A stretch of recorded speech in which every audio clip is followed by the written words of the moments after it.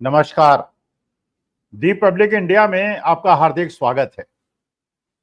देखिए, बाकी तो हम लोगों ने 2024 के चुनाव का बहुत सारा विश्लेषण कर लिया। नई सरकार एनडीए की बन गई, बीजेपी की नहीं बनी, मोदी जी की नहीं बनी। लेकिन जो 2024 का रिजल्ट हम लोग अपेक्षा कर रहे थे और जो रिजल्ट आया, उसका जरा अगर राज्यवार थोड़ा सा विश्लेषण करने का प्रयास करें तो हमें समझ में आएगा तो आखिर इस प्रकार का अलग अलग निर्णय अलग अलग प्रदेश की जनता ने क्यों दिया। जो हमारी आशाएं थी, मतलब अगर आप मैक्रो लेवल पे देखेंगे, टोटल देखेंगे, तो टोटल के हिसाब से ये लग रहा था कि बीजेपी 240 क्रॉस नहीं कर पाएगी, अपने बल पर उसको मेजॉरिटी नहीं मिलेगी। ये बात तो सच सिद्ध हो गई। ये भी बात सिद्ध हो गई जो हम लोग मान रहे थे कि महाराष्ट्र के अंदर बीजेपी को बहुत तगड़ा डेंट लगने वाला है।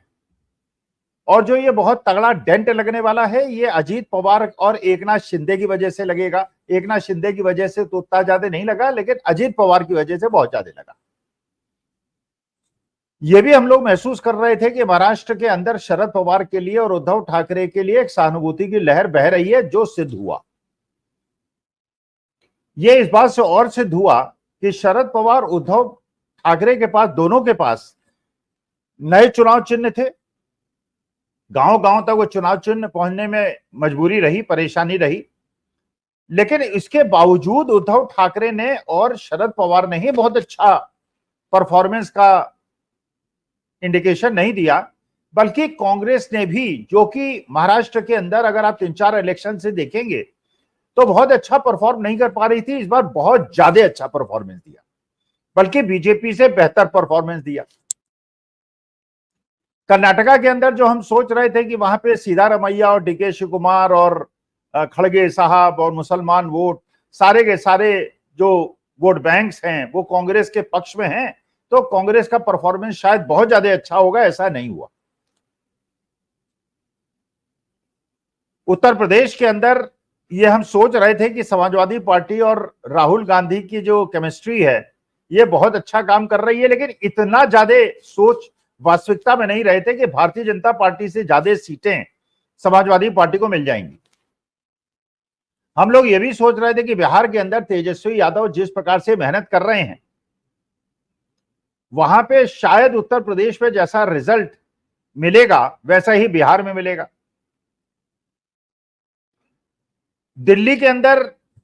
हम लोग नहीं सोच पा रहे थे, शायद नहीं सोच पा रहे थे। क्यों नहीं सोच पा रहे थे ये तो मुझे नहीं पता, लेकिन लग रहा था कि एक तो अरविंद केजरीवाल को जिस प्रकार से फंसाया गया और जेल उनको भेजा गया, और जिस प्रकार से उनके स्वास्थ्य के साथ खिलवाड़ किया गया, और जिस प्रकार से सुप्रीम कोर्ट ने उनको बेल दी और वो बाहर निकले, हमें लगा था कि जिस प्रकार की सहानुभूति की लहर महाराष्ट्र के अंदर उद्धव ठाकरे और शरद पवार को मिली है, उसी प्रकार की सहानुभूति दिल्ली के अंदर अरविंद केजरीवाल को मिलेगी। मनीष सिसोदिया हो गए, सत्येंद्र जैन हो गए, संजय सिंह हो गए, और दिल्ली के अंदर एक अर्बन मिडिल क्लास है जो सोशल मीडिया भी देखती है, जो मनन चिंतन भी करती है, जो विश्लेषण भी करती है। तो ये माना जा रहा था कि उत्तर प्रदेश की तुलना में अगर उत्तर प्रदेश इस प्रकार का रिजल्ट देगा, और दिल्ली के अंदर एक बहुत बड़ी आबादी उत्तर प्रदेश और बिहार वालों की है, करीब 40% आबादी है, तो दिल्ली के रिजल्ट में और उत्तर प्रदेश के रिजल्ट में इतना ज्यादा अंतर शायद नहीं होगा, ये हम लोग सोच रहे थे सोशल केमिस्ट्री के हिसाब से। बगल में लगा हुआ राज्य हरियाणा, जहां पे पिछली बार एक भी सीट कांग्रेस को नहीं मिली थी, ये तो लग रहा था कि एंटी एस्टेब्लिशमेंट है, खट्टर साहब से लोगों की नाराजगी है, कांग्रेस अच्छा फाइट देगी। और जैसे जैसे दिन बीतते जा रहे थे, कांग्रेस फाइट में और तेजी से आती जा रही थी। लेकिन 10 में से 5 सीटें जीतेंगे, अच्छी सीटें जीतेंगे, कई ऐसी सीटें जीतेंगे जिसमें कि शायद संभावना बिल्कुल दिखाई नहीं पड़ रही थी। और जहां हारेंगे भी, चाहे गुड़गांव हरियाणा हो, वहां पे फरीदाबाद हो, जहां पर लग रहा था कि एक तरफा लड़ाई होगी, वहां भी कांग्रेस लड़ाई में रही। राजस्थान में तो बहुत ही ज्यादा एक्सपेक्टेड जो था ये था कि कांग्रेस अच्छी सीटें जीतेगी, ज्यादातर लोगों का कहना था कि 6-7 सीटें जीतेगी, लेकिन अगर एलाइज के साथ मिलकर 12 सीटें कांग्रेस जीती और बीजेपी को केवल 13 सीटें मिली, और कुछ दिन पहले ही जब विधानसभा के चुनाव हुए थे वहां पे भारतीय जनता पार्टी ने बहुत अच्छा परफॉर्मेंस किया था, ऐसी स्थिति में कांग्रेस का बड़ा अच्छा प्रदर्शन राजस्थान में रहा, मध्य प्रदेश में बिल्कुल नहीं रहा। मध्य प्रदेश में लोग सोच रहे थे 3-4 सीटें शायद कांग्रेस निकाल लेगी, लेकिन वहां तो सोपड़ा साफ हो गया कांग्रेस का, छिंदवाड़ा की सीट भी हार गए। छत्तीसगढ़ में भी अच्छा परफॉर्मेंस नहीं रहा। तेलंगाना में भी जैसा प्रभाव होना चाहिए था वैसा नहीं हुआ। माना जा रहा था कि जिस प्रकार से विधानसभा चुनाव में कांग्रेस ने बिल्कुल अपने बल में मेजॉरिटी प्राप्त की थी, उसके आधार पर उसे ज्यादा सीटें मिलती, लेकिन उसको और बीजेपी को बराबर सीटें मिली, ये आशा शायद किसी को नहीं थी। बीआरएस खत्म हो गई, ये बात तो सही है। तमिलनाडु में जैसा सोचा था वैसे ही हुआ, केरला में जैसे सोचा था वैसे ही हुआ, आंध्र प्रदेश में भी सोचा जा रहा था कि तेलुगु देशम अच्छा परफॉर्म करेगी, उसने परफॉर्म किया। वाईएसआर कांग्रेस बीजेपी के साथ रही, पिछले 10 साल उसने बीजेपी का साथ दिया, वो उसका भी सोपड़ा साफ। वेस्ट बंगाल के अंदर सोच रहे थे कि भारतीय जनता पार्टी शायद बहुत अच्छा परफॉर्म करेगी, उसने परफॉर्म नहीं किया, और भारतीय जनता पार्टी को तेलुगु ये टीएमसी ने बुरी तरह से पछाड़ दिया, और जैसा विधानसभा के चुनाव में हुआ वैसा ही करीब करीब लोकसभा के चुनाव में हुआ। अब ये हुआ क्यों? ऐसा क्या अंतर आया कि स्टेट वाइज ऐसा अंतर आ गया? उत्तर प्रदेश बिहार की राजनीति करीब करीब एक जैसी है। अच्छा, ये भी एक चीज देखी जा रही थी कि जो दलित वर्ग है और जो मुसलमान वर्ग है वो बहुत तेजी से कांग्रेस की तरफ जुड़ा है। जो अर्बन मिडिल क्लास है वो अभी भी कांग्रेस की तरफ बहुत ज्यादा नहीं है, उसका झुकाव अभी भी कांग्रेस बीजेपी की तरफ है। ये भी बाद में जो गणना की लोगों ने बताया कि जिस प्रकार से 85% सवर्णों ने बीजेपी को वोट दिया है, सब कुछ होने के बावजूद, महंगाई होने के बावजूद, बेरोजगारी होने के बावजूद, अग्निवीर होने के बावजूद, सारी समस्याओं के बावजूद जो सवर्ण क्लास है उसने सॉलिडली बीजेपी का वोट दिया है। और ये वोट बैंक ऐसा वोट बैंक है जो न केवल वोट देता है बल्कि एक बहुत बड़ा इन्फ्लुएंसर क्लास है,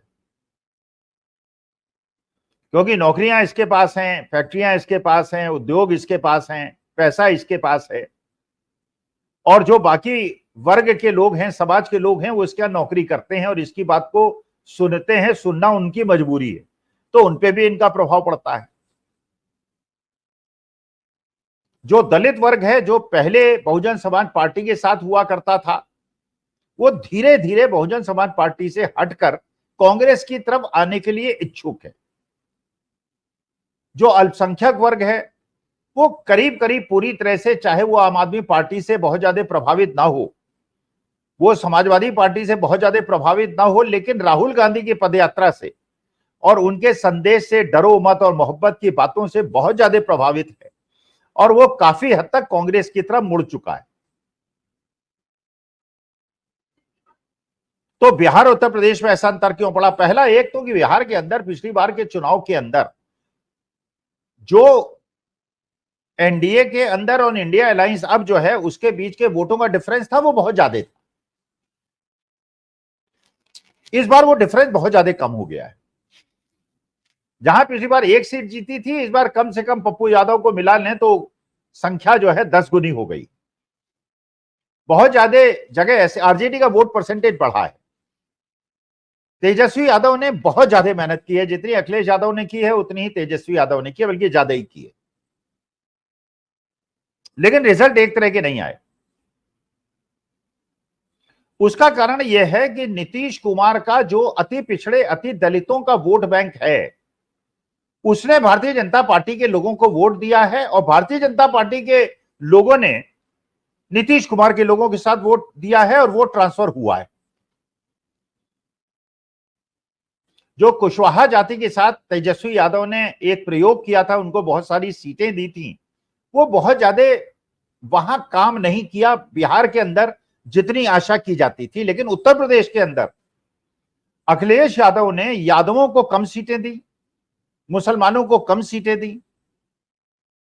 बल्कि यहां तक हुआ कि इलेक्शन के पहले जब यादवों और मुसलमान समाज के लोगों के साथ अखिलेश यादव ने बैठक की तो उन्होंने कहा इस बार आप माफ कीजिए, अब हम आपको बहुत ज्यादा सीटें नहीं देंगे, इस बार हम उस वर्ग उस समाज को सीटें देंगे जिसको भरमाया गया है, जिसको बहकाया गया है और जिसको कहा है कि अखिलेश यादव केवल मुस्लिम यादव वोट का कॉम्बिनेशन है और जिसकी वजह से उन्होंने भारतीय जनता पार्टी को बहुतायत में वोट दिया है और पिछले असेंबली पार्लियामेंट इलेक्शन में भारतीय जनता पार्टी को बहुत सारे वोटों का फायदा हुआ है, हम उनको सीट देंगे। निषादों को सीट दी, पासियों को सीट दी, शाक्यों को सीट दी और अधिकांश लोग जिन इन समाज के लोगों को समाजवादी पार्टी ने टिकट दिया था वो सब जीत गए।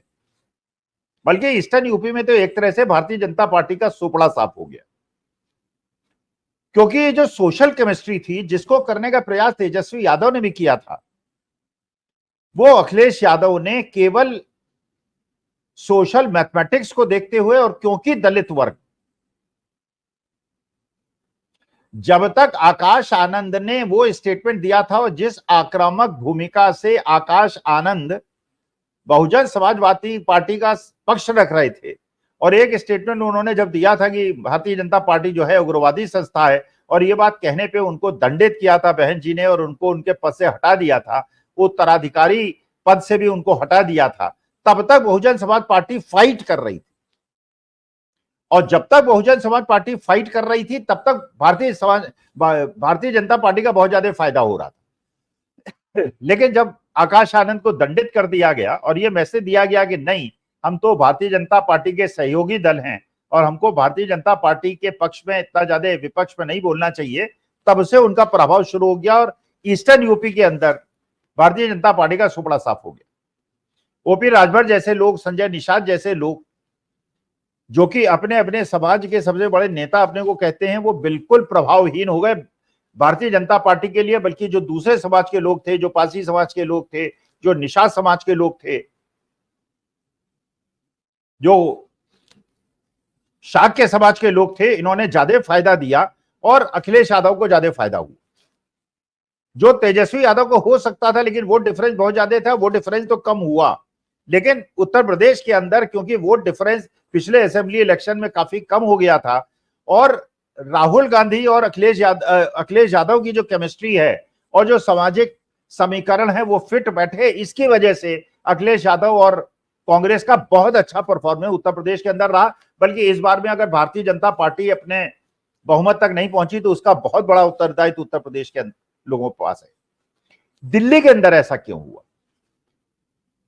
जबकि दिल्ली के अंदर बहुतायत में उत्तर प्रदेश बिहार के लोग हैं और यह माना जा रहा था कि चांदनी चौक की सीट तो जेपी अग्रवाल जीत जाएंगे, कन्हैया कुमार की सीट जो है मनोज तिवारी से जीतने की पूरी संभावना है। यह भी माना जा रहा था कि ईस्ट दिल्ली की सीट जहां कुलदीप कुमार एक दलित नेता इलेक्शन लड़ रहे हैं हर्ष मल्होत्रा के खिलाफ, मल्होत्रा मेयर रहे हैं पहले, लेकिन उतने ज्यादा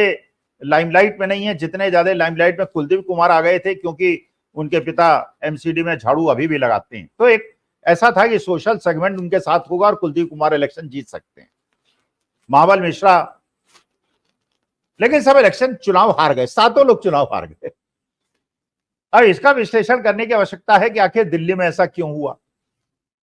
तो दिल्ली में जो एक बात मैंने लोगों से पूछी और कहा तो लोगों ने ये कहा, पहली बात तो ये पता चली कि आम आदमी पार्टी ने जो अपने विधायकों को और विधायकों के परिवार को लोगों को लोकसभा का चुनाव लड़ाया वो लोगों के गले से नहीं उतरा। महाबल मिश्रा के बेटे आम आदमी पार्टी के विधायक हैं, कुलदीप कुमार पहले कॉर्पोरेटर थे फिर विधायक बने, अब पार्लियामेंट का इलेक्शन लड़ रहे हैं। तो लोगों को लगा कि भाई नए लोगों को चांस क्यों नहीं देते आप, भाई जो आदमी ऑलरेडी विधायक है, जिसके पास विधायकी है, वो लोकसभा का चुनाव क्यों लड़ेगा। सोमनाथ भारती इलेक्शन लड़ रहा है, भाई सोमनाथ भारती पहले ही से विधायक हैं तो उनको इलेक्शन लड़ाने का क्या, आप एक नए फेस को इलेक्शन लड़ाते तो कम से कम होता कि आप जो है एक टीम लेकर चल रहे हैं, आपके पास कुछ गिने चुने लोग नहीं है, जैसे भारतीय जनता पार्टी ने किया। बिल्कुल एक कॉर्पोरेटर सहरावत जी को इलेक्शन लड़ा दिया और उनको बाद में मंत्री भी बना दिया और वो इलेक्शन जीत भी गए और जमे जमाए नेताओं को उन्होंने पीछे कर दिया। तो एक नई एस्पिरेशन, एक नई क्लास जो कि खुद राजनीति में कुछ करना चाहती है, उसको एक दिशा दिखती है, उसको एक रोशनी दिखती है, उसका फायदा भारतीय जनता पार्टी को मिला। एक चीज और देखने को मिली कि जो आम आदमी पार्टी से अल्पसंख्यक वर्ग थोड़ा सा बिखर गया था और जो कांग्रेस की तरफ शिफ्ट कर गया था। जो एमसीडी इलेक्शन में आपने देखा कि कांग्रेस को कम सीटें जरूर मिली, लेकिन वो सीटें मिली जो मुस्लिम बाहुल्य सीटें थी। तो इस वर्ग ने और दलित वर्ग ने जो कांग्रेस की तरफ शिफ्ट हो गया था, उसने तो आम आदमी पार्टी को बहुत ज्यादा वोट दिया। लेकिन आम आदमी पार्टी का जो अर्बन मिडिल क्लास, जो पढ़ा लिखा वर्ग है, जो कि अरविंद केजरीवाल का फैन है, उसने कांग्रेस को वोट देने के बजाय भारतीय जनता पार्टी को वोट दिया, ऐसा मुझे लगता है। जो मुझे बात करने से महसूस हुआ, मुझे ऐसा लगता है। तो जहां आम आदमी पार्टी के कैंडिडेट थे वहां तो वोट परसेंटेज बढ़ा इस कंबाइन का, लेकिन जहां पे कांग्रेस के कैंडिडेट थे वैसा नहीं बढ़ा। हरियाणा के अंदर क्योंकि किसान का मेरा वर्ग बहुत ज्यादा था, क्योंकि किसान आंदोलन का वो केंद्र था, तो ये माना जा रहा था कि वहां पे कांग्रेस का परफॉर्मेंस बहुत अच्छा रहेगा। और जिस प्रकार से गुटबंदी होने के बावजूद, खुलेआम गुटबंदी होने के बावजूद, जो राव दान सिंह ने कहा 5 सीटें निकाली और अच्छी कंफर्टेबल मार्जिन से निकाली, और जहां हारे वहां भी वोटिंग परसेंटेज जो डिफरेंस है वोट का बहुत ज्यादा नहीं रहा। कहां किशन पाल गुर्जर पिछली बार 6.5-7 लाख वोट से जीते थे, इस बार बड़ी मुश्किल से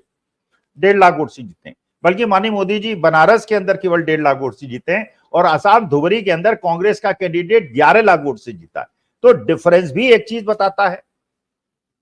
और आसाम में जिस कैंडिडेट ने जीत हासिल की है 11 लाख वोट से, उसने उस नेता के खिलाफ की है जो हमेशा चुनाव जीतता आया है, इस बार 11 लाख वोट से उसको हरा दिया। इसका माने ये शिफ्टिंग जो है, ये जो पोलराइजेशन शिफ्टिंग हो रही है, ये हर प्रदेश के अंदर हो रही है, मध्य प्रदेश को छोड़कर। महाराष्ट्र के अंदर शरद पवार ने नए कैंडिडेट्स को टिकट दिया था, बिल्कुल ऐसे कैंडिडेट जो बिल्कुल जमीन से उठे हुए थे, वो जीत गए, 8 में से 6 जीत गए। दिल्ली के अंदर आम आदमी पार्टी ने गलती की कि वही पुराने लोगों को दोबारा रिपीट कर दिया, और जनता को लगा कि भाई ये क्या हो रहा है, एक ही वर्ग को केवल, और सहानुभूति जो मिलनी चाहिए थी अरविंद केजरीवाल को, सहानुभूति नहीं मिली, जबकि उनकी पत्नी बाकी संजय सिंह सबने बहुत ज्यादा मेहनत की, वो चीज नहीं मिली। पंजाब के अंदर भी जहां आम आदमी पार्टी और कांग्रेस एक दूसरे के खिलाफ सीधे सीधे लड़ रहे थे, और जहां विधानसभा के अंदर आम आदमी पार्टी का परफॉर्मेंस बहुत ज्यादा अच्छा था, वहां पे कांग्रेस ने भरपूर सीटें जीती और 3 सीटें केवल आम आदमी पार्टी को मिली, 7 सीटें कांग्रेस को मिली। इसका मतलब यह है कि जब केंद्रीय सत्ता की बात आती है, लोकसभा की बात आती है, तो कांग्रेस का साथ होना बाकी क्षेत्रीय दलों के लिए बहुत ज्यादा लाभकारी होता है। बल्कि जब विधानसभा के चुनाव होते हैं, तो जो दिल्ली का चुनाव होगा, तो आम आदमी पार्टी, मानी बात है, जब उन्होंने कह भी दिया कि आम आदमी पार्टी का और कांग्रेस का विधानसभा चुनाव में कोई संबंध नहीं होगा, तो वहां मानी बात है कि क्षेत्रीय पार्टियों का अपना प्रभाव होता है, चाहे उत्तर प्रदेश के अंदर समाजवादी पार्टी हो, बिहार के अंदर आरजेडी हो, और दिल्ली के अंदर आम आदमी पार्टी हो। लेकिन जब केंद्रीय स्तर की बात आती है, और राहुल गांधी की पदयात्रा के बाद जिस प्रकार से जनता ने राहुल गांधी को स्वीकार किया है, बल्कि जो सीएसडीएस ने अपना नया सर्वे किया है, उसमें उत्तर प्रदेश के अंदर राहुल गांधी को ज्यादा लोग प्रधानमंत्री के योग्य मान रहे हैं, बल्कि माननीय मोदी जी। अच्छा, और इसके अलावा अब जो सरकार तो चलिए 240 सीटें मिल गई एनडीए के सरकार, अब नए नए लोग जो पुराने गठबंधन में हैं भी एनडीए के, वो जिस प्रकार भारतीय जनता पार्टी और मोदी जी की खिलाफत कर रहे हैं। सुरेश गोपी साहब जो एकमात्र सांसद जीते हैं केरला से भारतीय जनता पार्टी के, और मंत्री भी बने हैं, उन्होंने खुलेआम कहा कुछ ठीक है, कांग्रेस हमारी विरोधी है, लेकिन मैं तो इंदिरा गांधी को बहुत ज्यादा सम्मान देता हूं, तो देश की बहुत बड़ी नेता थी। और जब उन्होंने इलेक्शन लड़ा तो उन्होंने खुलेआम कहा कि I am secular, I am not communal, मुझे कम्युनल राजनीति पसंद नहीं है, मैं तो बिल्कुल ठोस सेकुलर हूं। क्योंकि वो जानते हैं केरला के लोग सेकुलर वाद को ही पसंद करते हैं, वहां पे इस प्रकार का हिंदू मुसलमान सिख ईसाई, ये ऊंची नीचे, ये सब चक्कर नहीं चलता। पढ़े लिखे लोग हैं तो उनकी एक दिशा है, तो सुरेश गोपी साहब ने स्पष्ट कर दिया। एचडी देवेगौड़ा साहब ने, जो कि मंत्री हैं, पूरी तरह से पोल खोल दी कि गुजरात के अंदर एक कंपनी को, मल्टीनेशनल कंपनी को सेमीकंडक्टर की यूनिट लगाने के लिए आपने जितने पैसे की यूनिट लगानी थी उसका 70% की सब्सिडी उनको दे दी, और ये कि गुजरात के लोगों को नौकरी मिलेगी, तो एक एक गुजरात के आदमी को नौकरी देने के लिए 3 करोड़ से ऊपर का अनुदान आपने उस कंपनी को दे दिया। ये एचडी कुमार स्वामी साहब ने कहा। टीडीपी के मंत्री जो हैं उन्होंने स्पष्ट आते ही पदभार लेते हैं कि तुरंत एक दिन के अंदर स्टेटमेंट दे दिया कि हवाई जहाज के टिकट जो है बहुत महंगे हो गए हैं और मुझे बड़ी शिकायतें मिल रही हैं, मैं इसके पुनर्विचार करूंगा, इसके गहन अध्ययन करूंगा और टिकट। इसका मतलब यह है कि अब वो वाली स्थिति नहीं रह गई है जो 2014 से 24 तक थी। अब हर मंत्री जो है, पहले तो मंत्री के आधे ऊपर से आया करते थे और मंत्री केवल चिड़िया बिठाते थे, आगे काम हो जाता था, पीएमओ सब कुछ करता था। पीएमओ नहीं कर रहा है, एच.डी. कुमार स्वामी भी बोल रहे हैं, सुरेश गोपी भी बोल रहे हैं और टीडीपी के जो मंत्री हैं वो भी बोल रहे हैं कि मैं अब पुनर्निरीक्षण करूंगा। अब सवाल यह है कि असली आगे का मुद्दा क्या है जिसकी तरफ हम लोगों का ध्यान रहना चाहिए। महाराष्ट्र के अंदर 4 महीने के बाद चुनाव होने वाले हैं, हरियाणा के अंदर 4 महीने के बाद चुनाव होने वाले हैं और ये चुनाव देश की दिशा को ही दर्शित करेंगे। अगर इसमें कांग्रेस और इंडिया अलायंस ने अच्छा परफॉर्मेंस महाराष्ट्र और हरियाणा में किया, बिल्कुल दिशा बदल जाएगी और चंद्रबाबू नायडू और नीतीश कुमार टूट के इंडिया अलायंस के साथ आ जाएंगे अगर बढ़िया जीत हुई, जिसकी आशा है, हरियाणा में भी है और महाराष्ट्र में भी। और अगर नहीं हुई और अगर एनडीए लाइन जीता तो फिर भूल जाइए, 5 साल फिर मोदी जी प्रधानमंत्री रहेंगे, कोई उन्हें रोक नहीं पाएगा। तो ये जो 4 महीने के बाद विधानसभा चुनाव होने वाले हैं, इन पे निगाह रखने की आवश्यकता है। और अगर आप इंडिया अलायंस के समर्थक हैं या बीजेपी के समर्थक हैं तो आपका कर्तव्य है कि अगले 4 महीने लग जाइए,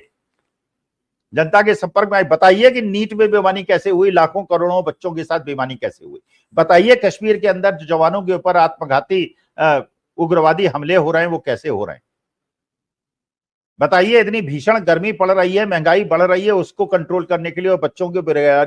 बेरोजगारी दूर करने के लिए आप क्या कर रहे हैं। जनता के बीच जाके अब जरा थोड़ा सा लोगों के संपर्क में आइए, उनको बताइए कि आप भारतीय जनता पार्टी का समर्थन क्यों करते हैं या इंडिया अलायंस का समर्थन क्यों करते हैं, क्योंकि 4 महीने के बाद जो चुनाव होने वाला है उससे देश की राजनीतिक दिशा पता चलेगी और उसके बाद देश की दिशा बिल्कुल बदल जाएगी। या तो एक तरफा वो एनडीए की तरफ हो जाएगी या एक तरफा वो इंडिया अलायंस की तरफ हो जाएगी। तो आगे 4 महीने क्या होगा, कैसे होगा, सोशल मीडिया कैसे रोल प्ले करेगा, गोदी मीडिया कैसे रोल प्ले करेगा, यूट्यूब कैसे रोल प्ले करेंगे, किसकी ग्राह्यता ज्यादा बढ़ेगी, किसके सब्सक्राइबर बेस बढ़ेंगे, किसकी व्यूअरशिप बढ़ेगी, उससे इंडिकेशन मिलेगा कि 4 महीने बाद जो चुनाव होने वाले हैं उसमें क्या होने वाला है। उसके बाद हमारे देश की राजनीतिक दिशा क्या होने वाली है, क्या मोदी जी मार्गदर्शक मंडल में जाएंगे, एक नया प्रधानमंत्री बनेगा, या चंद्रबाबू नायडू नीतीश कुमार क्या करेंगे, सबको डिपेंड करता है हरियाणा और महाराष्ट्र के चुनाव पर और उसके बाद विश्लेषण करेंगे। नमस्कार, धन्यवाद और प्रणाम।